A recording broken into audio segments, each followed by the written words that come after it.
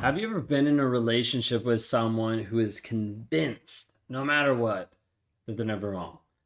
Like you could even show them blatantly that, like, hey, what you did was wrong. Hey, what you did hurt someone. Hey, this is actually not true.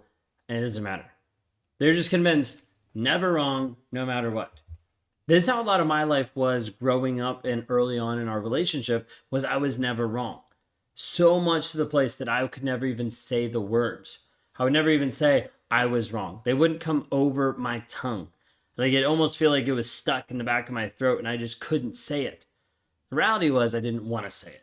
I didn't want to look like the bad guy. I didn't want to look like the idiot. I didn't want to look like the person that actually showed up doing something wrong.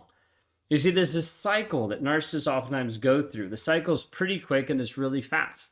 It triggers, something happens. You got called out because I was wrong with something. It triggers a piece of guilt. Hey, I did something bad. It triggers shame. Hey, I am bad. It switches around to blame of like, it's got to be your fault, not my fault. And then it goes to rage, being like, if I get mad at you, you will cut back under me. You will be subservient to me. And I won't have to admit that I was actually wrong. Narcissists will do anything and everything to get away from being wrong. If you guys are new here, my name is Ben Taylor. I'm a self-aware narcissist on this channel to provide awareness of narcissistic abuse. I'm the founder of Raw Motivations and your guide in the Clarity Challenge. You can access at claritychallenge.net. The whole goal is to help break people free from narcissistic abuse, the mental, the emotional torture of being with someone that you know is toxic and it's harmful for you, but you're not sure how do you actually break free. If you want the tools to be able to do that, go to claritychallenge.net to start seeing how we break people free from this every single day. So when a narcissist is never wrong, they're typically moving into a couple different things. One, they're moving into blame and denial. Okay, blaming someone else and denying that they had any part in the wrongdoings or the things that they got called out for. Narcissists are masters at shifting the blame, just moving it slightly, projecting it, putting it on someone else. And what it does is it allows the narcissist to move it to you so that he doesn't have to feel bad. So like for me, I wanted to move the blame to someone else so I didn't have to accept it. Because if I accepted it, then that meant I was wrong. I couldn't be wrong. That wasn't something that fit into my world, that fit into my perspective. Because if I was wrong, then it meant I was a bad person. I didn't want to be a bad person. So as a result, I'm lying to myself. I'm lying to other people. I'm shifting blame. I'm denying. I'm putting it all on someone else versus being like, hey, I messed up. I was wrong. I'm sorry. Will you forgive me? And having changed behavior. Okay. Narcissists are great at just shifting the focus, blaming someone else, and confusing you in the whole process. And so what they do is to be able to do this to avoid admitting fault. So when a narcissist is doing this is to maintain the image. Okay. So like I didn't want to appear wrong because I didn't want to look bad. I wanted to look perfect. I wanted to look great. I wanted to be the guy. Okay, but in reality, I wasn't that. I was just hiding from it. Think about this. You might have your partner who forgets a very important event. Instead of apologizing, they blame you for not reminding him. Does that happen? Like, did he forget your birthday or your anniversary? And then he's like, well, it's your fault. You didn't put it in the calendar. You didn't remind me. You didn't hold my hand and go get a card with me. Like, it gets ridiculous. Okay, but you need to understand a narcissist will do this to avoid actually being wrong. In the moment, like it only feels like there's only one option. Only option is like to not be wrong, so I have to blame it on someone else. It's your fault. So then we put it on someone else and then we move forward. Okay, that's how I processed a lot of things over the years. Is I would just shift it to someone else, find someone to blame, find something to blame so that it wasn't my fault. Because I didn't want to match up with that version of reality. Moving into a version of reality steps into point number 2, which is narcissists wanting to manipulate reality. These are narcissists try to manipulate facts and perceptions to suit the narrative that they've constructed. Like, I need it to function this way. I need to look this way. I need to be this way. Therefore, these are the things that have happened. All of a sudden, you start to look back and you're like, wait a second, I thought this happened. And he's like, nope, that didn't happen. I don't know what you're talking about. And the narcissist starts bringing in gaslighting, confusing your reality, changing your reality by telling you something that's not even true, making you feel like you have to doubt your perceptions. You have to doubt what you saw. You have to doubt what you heard. When in reality, it's like, let me manipulate what I need to manipulate to sell the right narrative. to sell the narrative that I want in my life that makes me feel better for me. So narcissist is going to use a lot of different tactics to bend reality to what he wants and to create this distorted version of events. If you had that, leave a comment down below. Because a lot of times narcissists will manipulate reality. They will gaslight you. They'll try to change your perspective so that they don't have to be accountable for what actually happened. And the third one, which is very common with a narcissist being wrong, is then trying to flip it around and invalidate your feelings.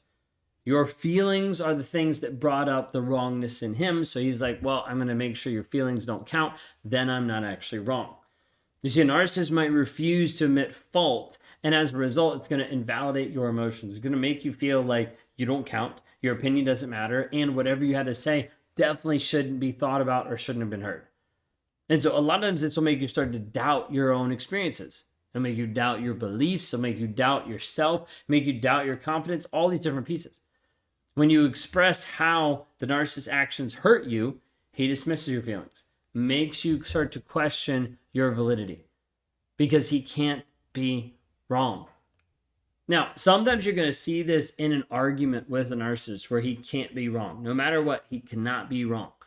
I remember countless times arguing with my wife, and all of a sudden in my mind, I would get to the place that I knew I was wrong. Like I knew she was right and I was wrong. I do a couple different things.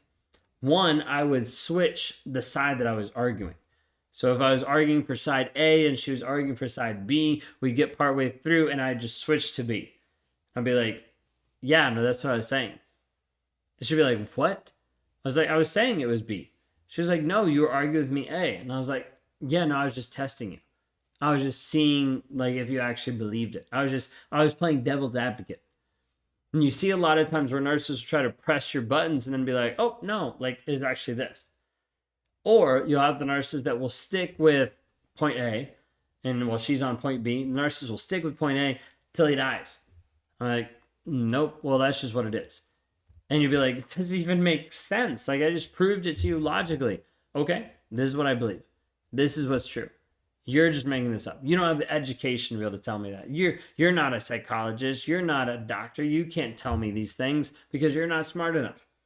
You see this happen over and over and over again. Other times in an argument, a narcissist, when he realizes that he's going to be proved wrong, has to figure out how to misprove and disprove your statements. Now, sometimes it will be as simple as like you came home at 5:30 and you told him you got home at 5:35. And he's like, no, that's not true. You just lied to me. You got home at 5:30. Like, I can't believe you would lie to me. I don't have any trust in you anymore. And he like stomps off. Okay, because he's trying to find a chink in your armor. He's trying to find a breach in your story that might not be true or that might not be 100% accurate. Narcissist thought process is like, if I can find that one thing, I can pull it out, I can extrapolate it and make it huge, and I can destroy you with it. Narcissist thinks if he can destroy one tiny segment of your argument, it throws your entire argument out. You're like, well, that doesn't make sense. It doesn't have to make sense. That's how a narcissist thinks a lot of times. And so you find where you're battling, you're fighting almost like on technicalities, where he's trying to prove his point and he's trying to figure out the nuances to your point to be able to find something that doesn't match up. Now, this could even be to the place where he just gets upset enough and he just pushes your buttons enough that you get upset, that you get angry, that you start to rage out. And then he's like, see, told you, you can't even have a conversation. And it starts to make you feel crazy. Starts to make you feel like you're the one that's still doing something wrong and he's never wrong. I used to tell my wife of how hard it was to being with a perfect person.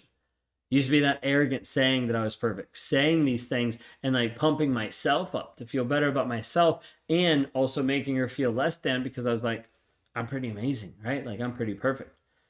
When in reality, it was not near that at all. But I wanted to tell myself that, and I wanted to tell other people that to make sure that I was never wrong. At work, I wouldn't be wrong. Instead, I would find a way to get out of it.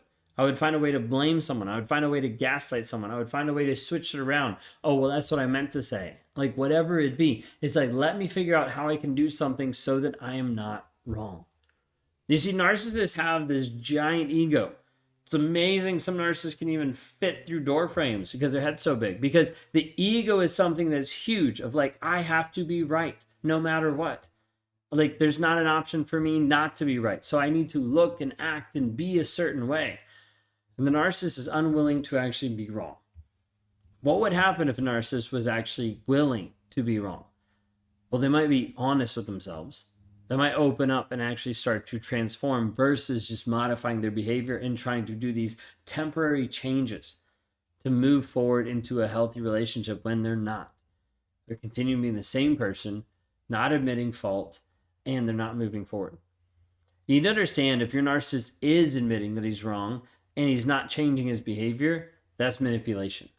Think of it this way: an apology without changed behavior is just manipulation. We see this happen over and over, where the narcissist will say, "Oh, I was wrong," and then he does it again. "Oh, I was wrong," and then he does it again, over and over and over again. If that's happening to you, understand that's abuse. He's just trying to manipulate you and confuse you to the point where he can be right. If I can be of any help with you working through and breaking free from narcissistic abuse, please go to rawmotivations.com today so we can get you free and start moving you forward in your healing and development.